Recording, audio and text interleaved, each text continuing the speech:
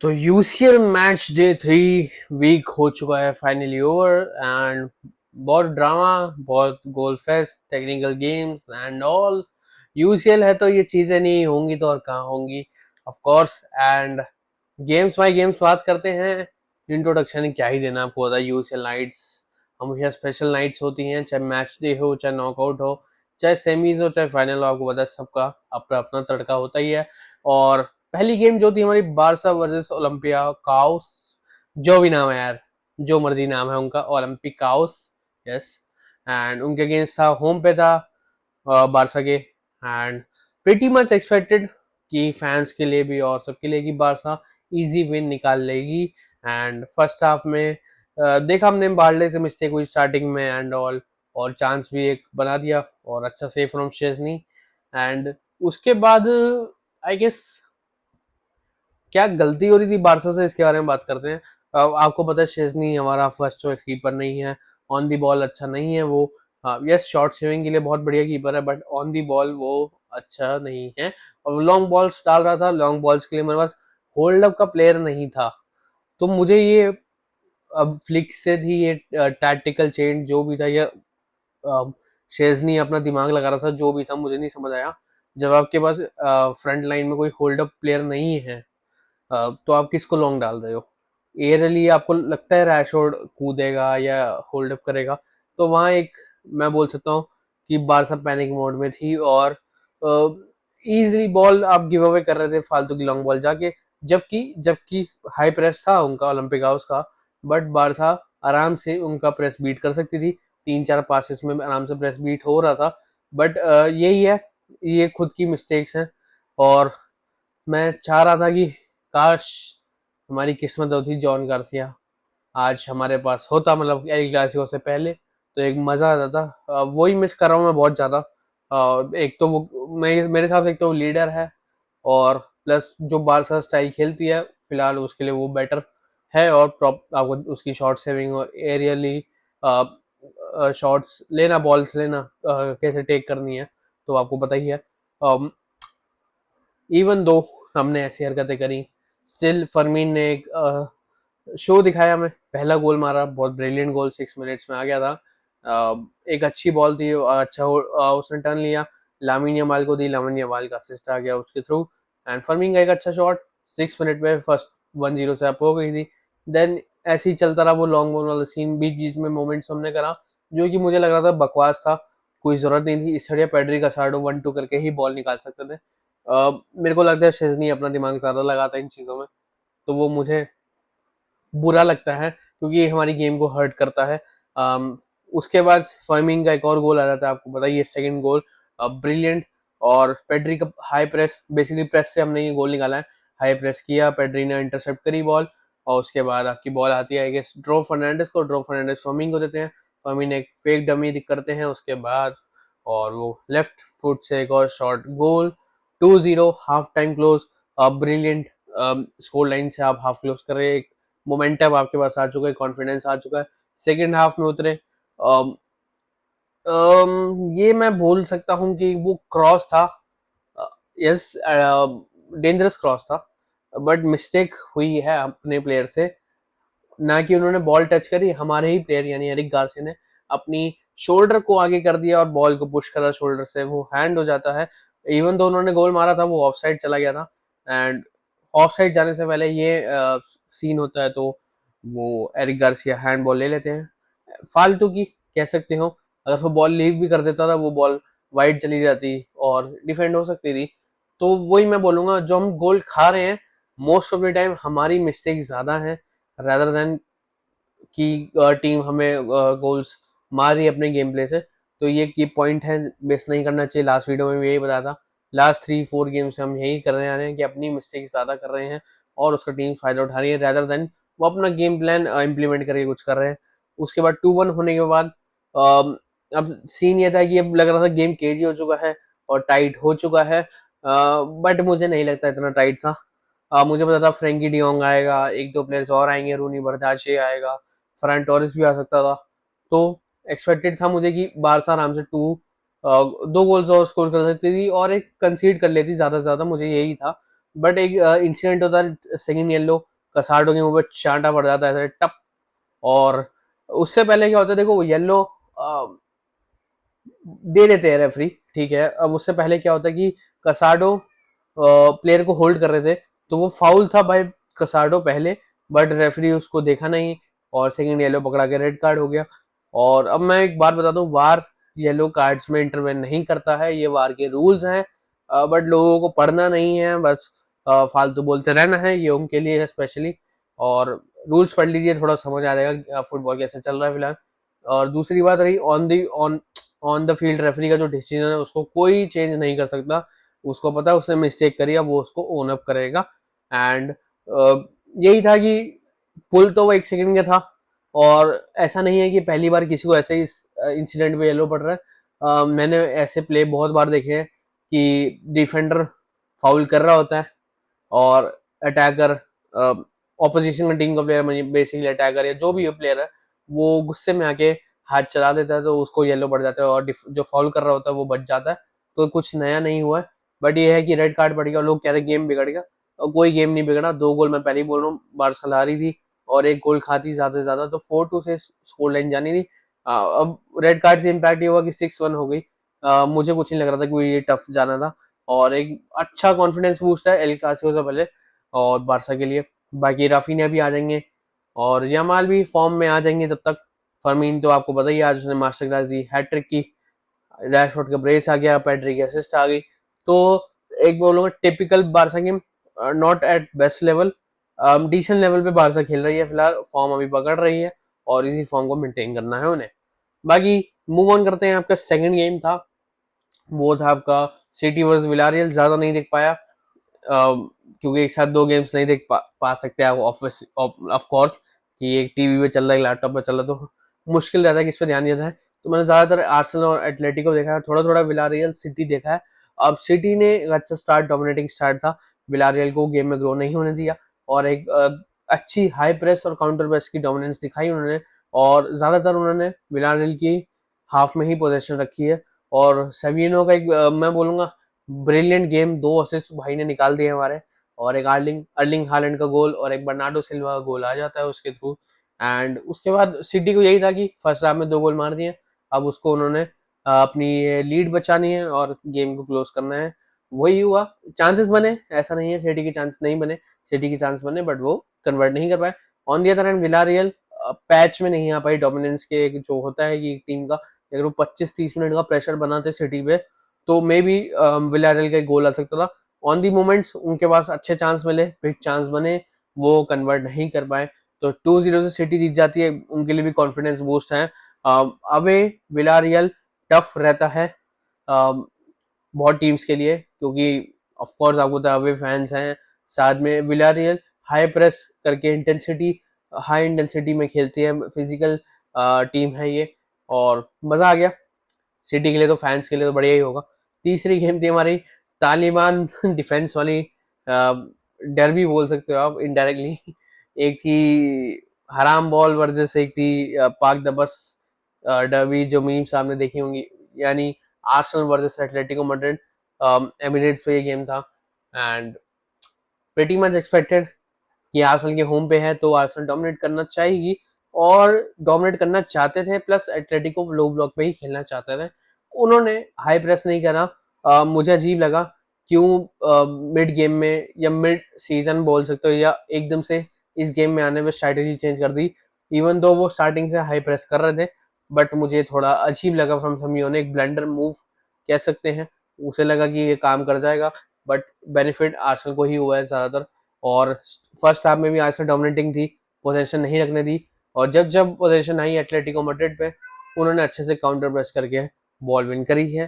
First half की वो pressure जो बना था एटलेटिको पे, वो दिखा सेकंड हाफ में, और 4-0 से आर्सेनल कर देती है काम आपके एटलेटिको मैड्रिड का। एंड गेम में यार मैं ज्यादा कुछ नहीं कहूंगा, एक इंडिविजुअल ब्रिलियंस हमने देखी है फ्रॉम आपके हुलियन अल्वारेज, जिसने एक आउटसाइड द बॉक्स एक आई गेस बहुत दूर से शॉट लिया था, एंड वो पोस्ट हिट हो गया था। बाकी मुझे नहीं लगा कि एटलेटिको ने चांस क्रिएट करे हैं आज। आज का कि हम एटलेटिको देखते हैं, गेम्स आ रहे हैं 2 साल से, तो हुलियानो सिमियोने जो उनका गुलियानो सिमियोने जो सिमियोने का लड़का है, आज वो भी नहीं चमका, वरना वो हर गेम में कंसिस्टेंसी प्रोवाइड करता है। और आज हमने उसका लो गेम देखा, मे बी उसके लो गेम से इम्पैक्ट पड़ा है एटलेटिको को, क्योंकि वो सिंगल हैंडली बंदा डिफेंड भी करता है राइट विंग को, राइट विंग अटैक्स भी बनाता है, इनसाइड भी आता है, प्ले मेकिंग भी करता है। तो मेरे हिसाब से एक वो ड्यूटी जो निभानी थी आज वो नहीं निभा पाया एटलेटिको काउंटर्स में। तो प्रॉपर मैं बोलूंगा एटलेटिको मैड्रिड आउट क्लास हो चुकी है बाय आर्सेनल, और सिमियोने को नहीं समझ आया हम क्या करें। तो ये गेम 4-0 एंड होता है, और इस गेम से एक स्टेटमेंट ऑफ कोर्स बनती आ रही है, दिखती आ रही है कि आर्सेनल रेडी है यूसीएल कैंपेन के लिए, आर्सेनल रेडी है ट्रॉफीज के लिए, और एक प्रॉपर टीम जो वेल स्ट्रक्चर्ड है, वेल मेंटेन्ड है, क्या गेम प्लान है वो दिखता आ रहा है फिलहाल। और उनके साथ जो टीम्स हैं फिलहाल जो अभी यूसीएल कैंपेन में अच्छी लग रही हैं वो है आपकी पीएसजी, जिन्होंने 7-2 फोड़ दिया है लेवरकूसन को, और साथ में बायर्न जो एक अच्छी फॉर्म में चल रहे हैं। तो मुझे लगता है ये तीन टीम्स फिलहाल आपको लग रहे हैं यूसीएल रेस में हैं, और विन मतलब यूसीएल एक ट्रॉफी कैंपेन रेस में है। बाकी टीम्स की बात करें तो जैसे आपकी बारसा है, आपकी सिटी है, आपकी मैड्रिड है, आपकी काउंट आउट नहीं कर सकते हो, बट अभी इवन दो जो करंट फॉर्म चल रही है, अभी तो फेवरेट्स नहीं है। अभी फेवरेट्स आपकी तीन टीम्स हैं जो मैं बता चुका हूँ। इंटर का भी आता पता नहीं है, बट इंटर भी हो सकती है फेवरेट्स, कह नहीं सकते फिलहाल तो। एक मैं बोलूंगा स्टेटमेंट तो आई गई है फ्रॉम आर्सन कि हम हरा सकते हैं एंड ऑल, आपको पता ही है।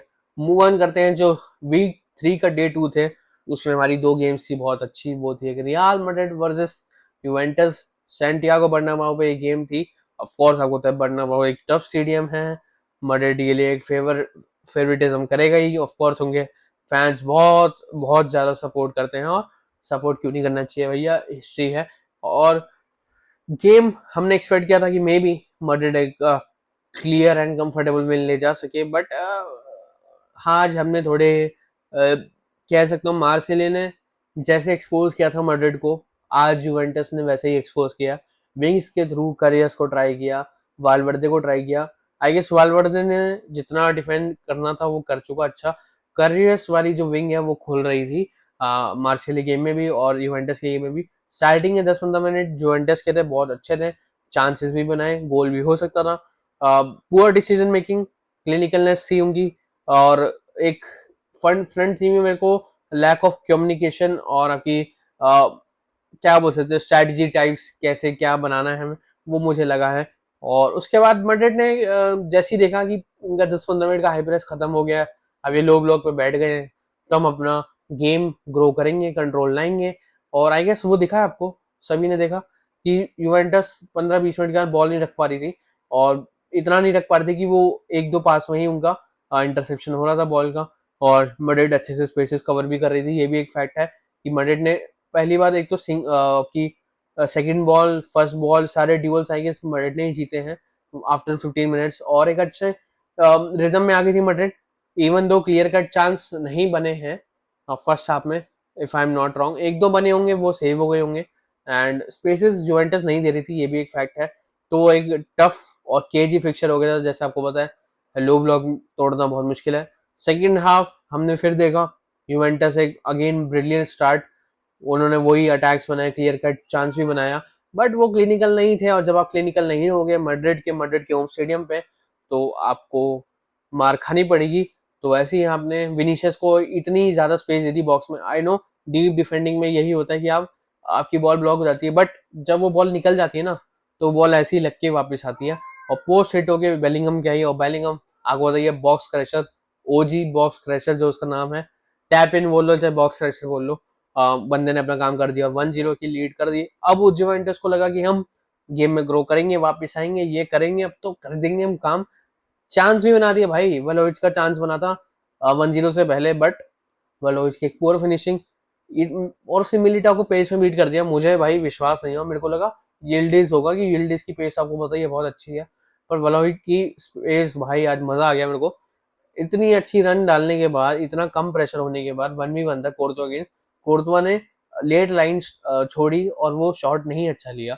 तो मुझे लगता है वहां पे ठीक है, मैं ये नहीं कहूंगा डिस्काउंट कराऊंगी कोर्तवा की परफॉर्मेंस को, बट उस मोमेंट पे वलोविच ने अच्छा शॉट नहीं लिया था, ये फैक्ट है।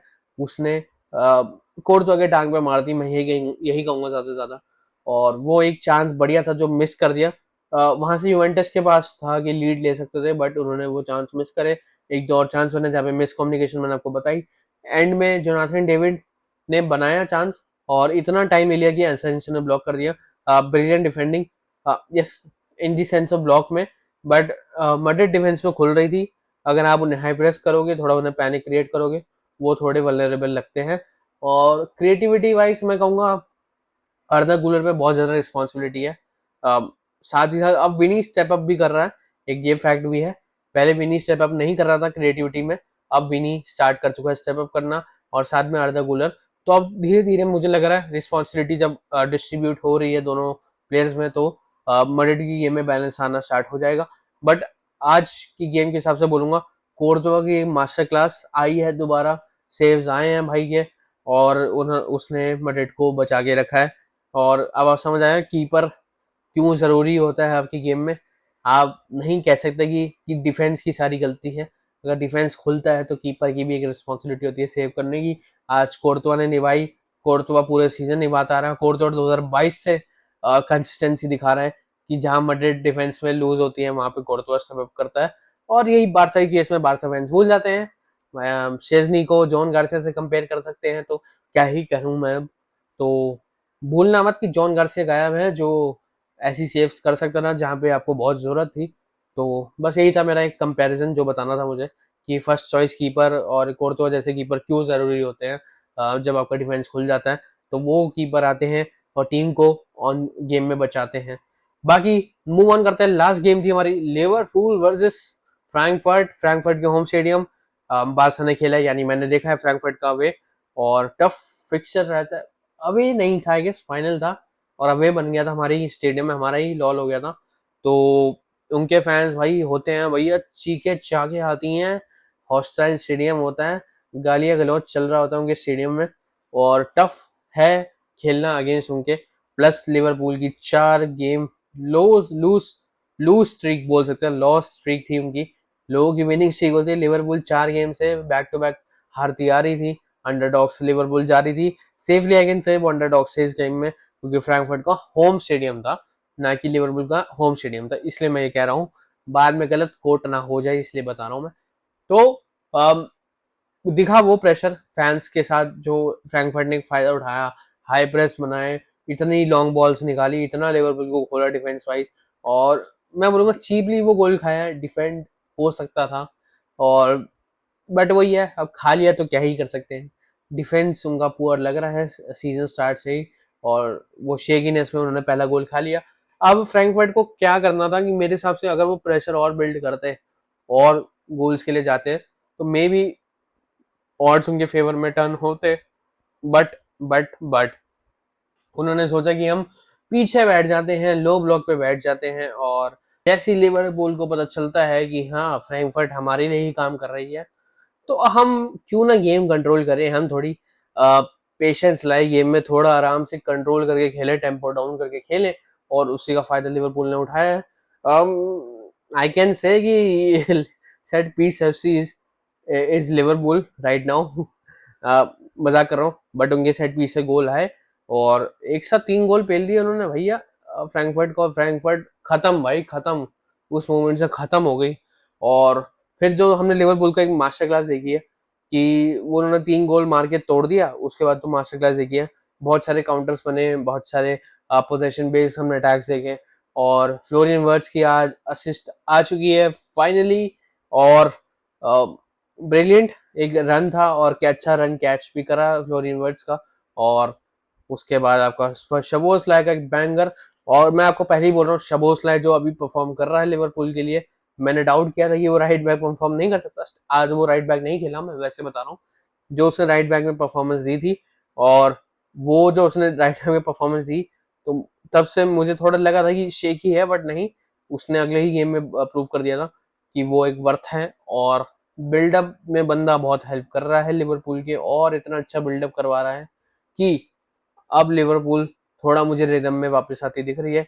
5-1 से उन्होंने फ्रैंकफर्ट को फोड़ दिया है, और एक मैं बोलूंगा नीडेड और बहुत जरूरी था ऐसी स्कोर लाइन वाला विन लिवरपूल के लिए, क्योंकि बहुत नेगेटिविटी अब चल रही है उनके वहां पे। मीडिया ऑफ कोर्स सवाल पूछेगा, क्योंकि 4 गेम्स आप लगातार हारोगे तो कौन क्यों नहीं कोई क्वेश्चन करेगा, आपको पूछेंगे। अब ये नेगेटिविटी को दूर करने के लिए एक बिग स्टेप है कि ये 5-1 की स्कोर लाइन वो भी यूसीएल में अवे जाके लेना। और आई नो कि टीम की फ्रैंकफर्ट टीम की क्वालिटी इतनी तगड़ी नहीं है, but still away is away और टफ स्टेडियम रहते हैं फ्रैंकफर्ट के। 5-1 फोड़ना बहुत बड़ी बात है और एक बिग स्टेप है मोटिवेशन के लिए, कॉन्फिडेंस के लिए, लिवरपूल के लिए। और हम होप कर सकते हैं कि लिवरपूल टफ फाइट देना स्टार्ट कर सकती है प्रीमियर लीग में। और बाकी देखते हैं, नेक्स्ट हमारा बिग गेम आ रहा है एल क्लासिको संडे, तब मिलते हैं।